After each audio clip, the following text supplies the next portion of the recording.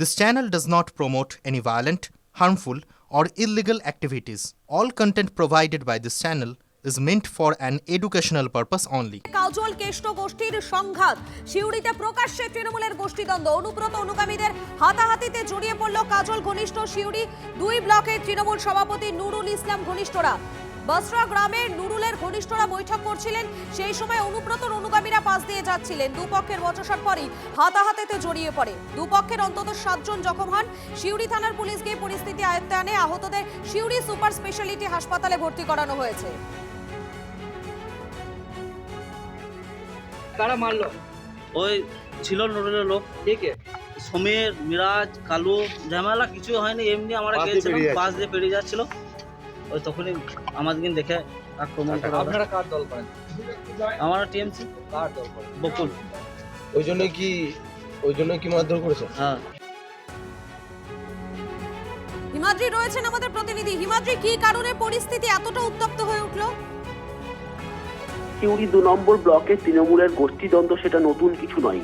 এখানে বারবার তৃণমূলের গোষ্ঠীদ্বন্দ্বে উত্তপ্ত হয়ে উঠেছে এলাকা। গতকালও নুরুল ইসলামের লোকজন যখন একটা বৈঠক করছিল, ঠিক তার পাশ দিয়ে রাস্তায় পেরিয়ে যাচ্ছিল অনুব্রত ঘনিষ্ঠ বকুলের লোকজন।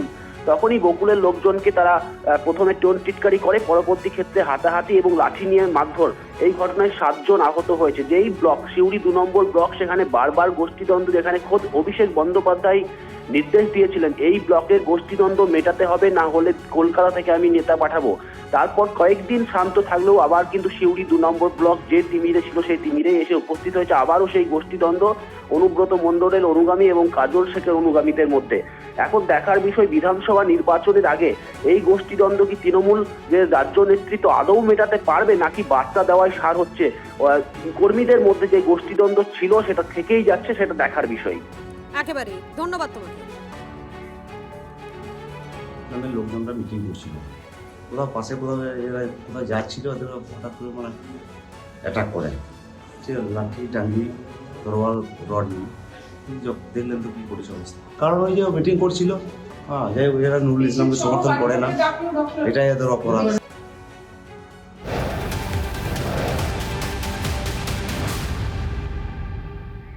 কাকুলিয়ায় বোমা গুলিকাণ্ডে গ্রেফতার আরো 4। রাতে আরো 4 জনকে গ্রেফতার করেছে রবীন্দ্র সরোবর থানা। গতকালই 10 জনকে গ্রেফতার করেছিল পুলিশ।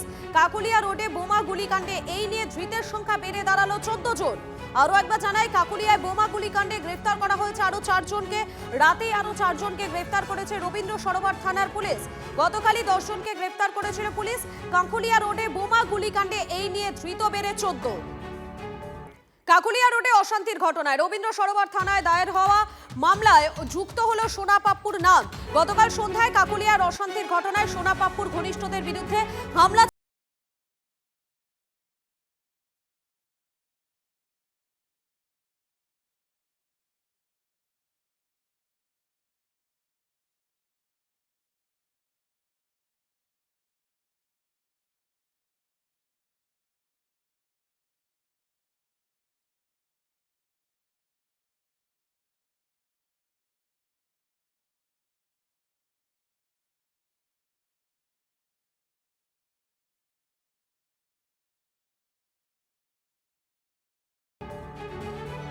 এলিমেন্ট এই সোনাপাপ গোটা কসবা থেকে শুরু করে ওই এলাকা পূর্ণ নিয়ন্ত্রণ করে।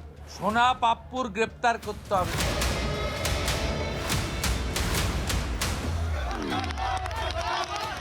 গুলি, বোমাবাজি, 2 গোষ্ঠীর সংঘর্ষে রবিবার রাতে উত্তপ্ত হয়ে ওঠে গোল পার্কের কাকুলিয়ার রোড।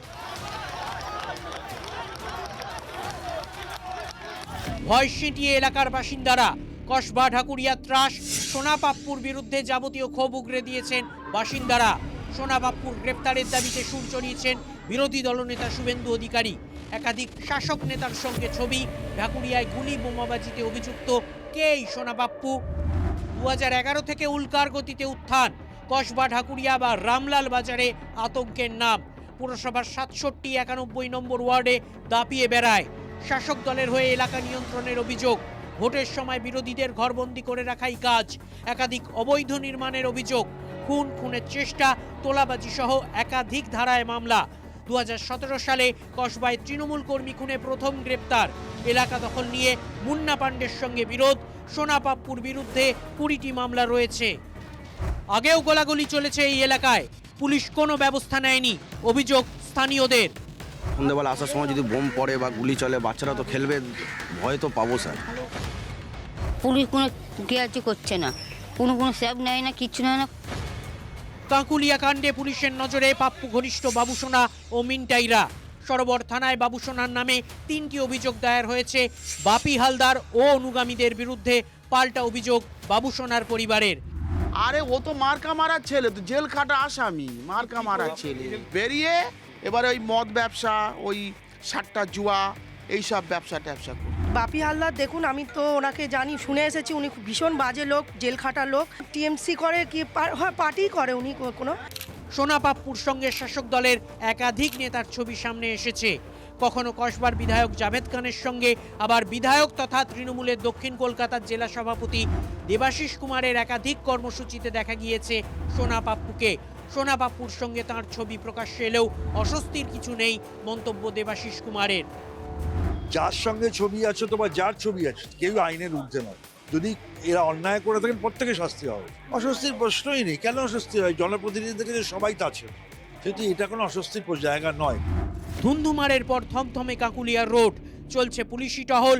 এলাকা থেকে গুলির খোল ও বোমার টুকরো উদ্ধার হয়েছে। সিসিটিভি ফুটেজ খতিয়ে দেখছেন তদন্তকারী পুলিশরা। ভোটের আগে ঢাকুরিয়ার মতো শহরের প্রাণকেন্দ্রকে শান্ত রাখাই প্রশাসনের কাছে চ্যালেঞ্জ। ক্যামেরায় রজত, গৌরব, অমিতের সঙ্গে সুপ্রিয় সায়ন্ত, সোমার রিপোর্ট, TV9 বাংলা।